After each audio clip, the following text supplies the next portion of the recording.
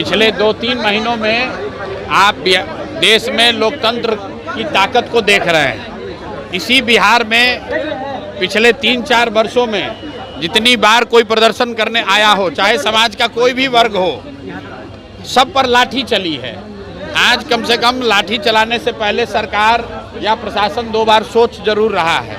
ये लोकतंत्र की ताकत है और एक तरह से बेहतर बात है।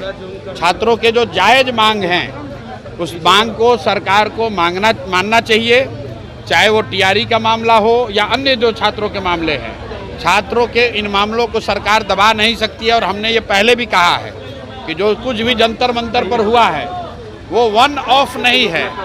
जो यहाँ पर शिक्षा व्यवस्था पूरे देश में शिक्षा का जो प्राइवेटाइजेशन हुआ है, कोचिंग संस्थाओं के जरिए व्यवसायीकरण हुआ है, उसके माध्यम से जो पेपर लीक हो रहा है और जो बड़े पैमाने पर बेरोजगारी है, इन तीनों 4 चीज़ों को अगर आप जोड़ेंगे तो युवाओं में एक बहुत बड़ा वर्ग है जो आज की व्यवस्था से खुश नहीं है।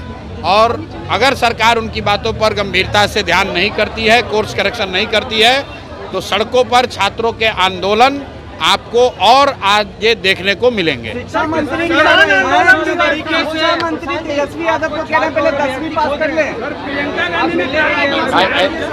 जो लोग मुझे खोज रहे हैं तो हम तो यहीं पटना में ही हैं, रोज यहीं पर घूम रहे हैं। सर, किसानों ने भी आज आंदोलन किया है, हम जमीन नहीं किसानों का जो आंदोलन है, ये जो 11 सैटेलाइट सिटी बनाने की योजना की घोषणा सरकार ने की है, तुरंत फुरत में बिना कुछ समझे हुए बड़े उद्योगपति और बिल्डर्स को मदद करने के लिए बिहार के सामान्य परिवार के किसान, सामान्य मध्यम वर्गीय किसानों के ज़मीन को औने पौने दाम पर लेकर बड़े उद्योगपतियों को, बिल्डरों को देने की जो साजिश है, और 1 साल उस ज़मीन पर कुछ काम नहीं होगा, कोई खरीद बिक्री नहीं कर सकता है, उसके खिलाफ समाज में व्यापक असंतोष है।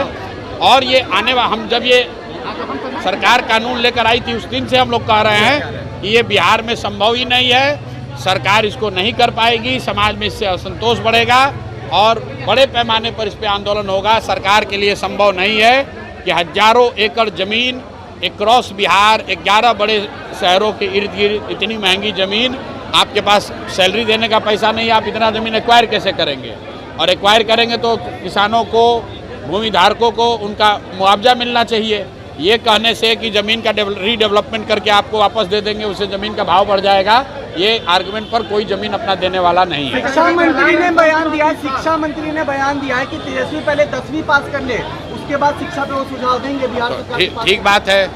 तो अगर तेजस्वी यादव को 10वीं पास देने का सुझाव मिथिलेश तिवारी जी दिए हैं, तो हमको लगता है कि अगले कैबिनेट की बैठक में अपने मुख्यमंत्री सम्राट चौधरी को भी ये सुझाव देंगे कि तेजस्वी के साथ साथ सम्राट चौधरी भी अगली बार 10वीं का एग्ज़ाम दे दें।